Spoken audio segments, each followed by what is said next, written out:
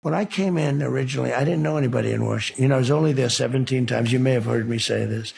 I never stayed over. And I had to rely on people to give me names. And many were really good. I mean, Bob Lighthizer. I had great trade people. I had some great people. But I also picked people that, in retrospect, I wouldn't have picked. But now I know the smart ones, the dumb ones, the weak ones, the solid ones, the ones like you. I think that one of the biggest problems within the country is the distrust in the United States government. I'm one of them. I have zero trust in any government agencies. I have zero trust in our Congress and our Senate, anything. We have a government that's not functioning right now. Yeah. How are you going to gain the trust back of the American people within the government?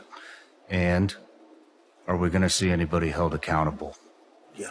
The answer is yes on the second. They're going to be held accountable. They've got to be held accountable. What they're doing, they're destroying this country. They're crooked people. They're dishonest people. They're going to be held accountable. But what I find is, so when I came to Washington, I won an election that everybody said, they thought I was just going to have some fun. Everyone said, he's got too good a life. I did. I had the greatest life. I went from that to having bullets shot at me, okay? I had the greatest life. And they said, would you do it again? I said, without question, because we're going to save the country. It's much more important than I had a good life. A lot of people have a good life. It's like not the same thing. We're going to make America great again. Literally, we're going to make America greater than ever before. If we don't do it this time, we'll never be able to do it. It'll be too late. It'll be too far gone. But we're going to have great people. When I came in originally, I didn't know anybody in Washington. I was only there 17 times. You may have heard me say this. I never stayed over. I built a hotel on Pennsylvania Avenue, which was a great hotel and very successful, and then sold it. And then what happened is I didn't really know anybody in Washington. I was a New York person. I wasn't like a Washington, D.C. person. And all of a sudden I'm president, and I'm driving down Pennsylvania Avenue with more police and motorcycles and military than I've ever seen before in my life. I said to my wife, do you believe this? I'm president. But I didn't know anybody in Washington. And I had to rely on people to give me names. And many were really good. I mean, Bob Lighthizer. I had great trade people. I had some great people. But I also picked people that, in retrospect, I wouldn't have picked. But now I know the smart ones, the dumb ones, the weak ones, the solid ones, the ones like you. I know the people. I know everybody, sort of like everybody. And we're going to have a great government. I didn't know. I had to rely on people I'd ask, I don't want to use names because I don't want to embarrass, they're not bad people, but I'd ask people that were rhinos, who do you recommend for such and such a position? All important positions.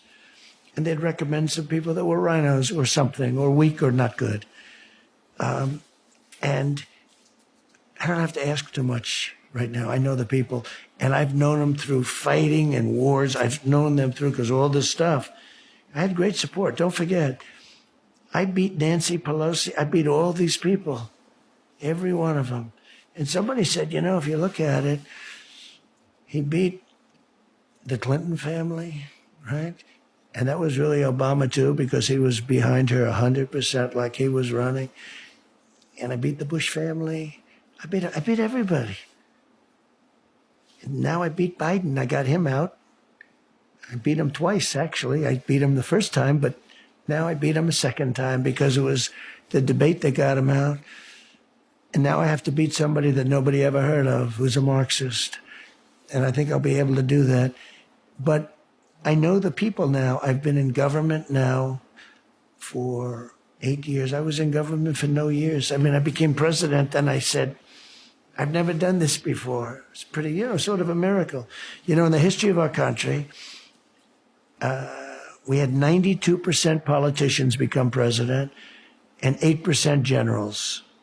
Not admirals, but generals, only generals. So those were the only two, politicians and generals. George Washington, Dwight Eisenhower. Actually, he was very good, very strong on the borders. Eisenhower was strong on the borders, a moderate guy, but very, very strong on the borders. He had big deportation. But 92% was politicians, and 8%, there was nobody else. And then I came along. And so people were surprised. But I know the system. I know the people. I know some great people, and I know some people that I wouldn't put in. But you learn that. And so now I'm a very experienced guy, and we're going to bring our country back, and we're respected. We're going to be respected again with other countries. Don't forget, I had no wars other than I defeated ISIS, but that war was already started. That war was raging for 20 years before I got there. And I ended that war in 3 or 4 weeks. So, you know, a lot of people give me credit, even people that don't love me, as being a great president, because we did a lot. Right to try. I got right to try for people that are terminally ill, where they can use space age medicines. We have the best labs and the best doctors in the world. But you couldn't use it because, you know, you just couldn't use it. You weren't allowed to use it. And I got that done, where you can use these space age that won't be approved by the FDA for a long time, maybe 4 or 5 years. And I've saved thousands and thousands of lives. But now I know the system, and I know Washington, and I know the people. And I hope we win. And if we do win, we're going to make this country greater than ever before. Well, Mr. President, it was an honor to interview you, and I really appreciate the time. And do you have any words of encouragement for the American people? Well, I do. I just think the most important day, as I said, in the history of our country is November 5th.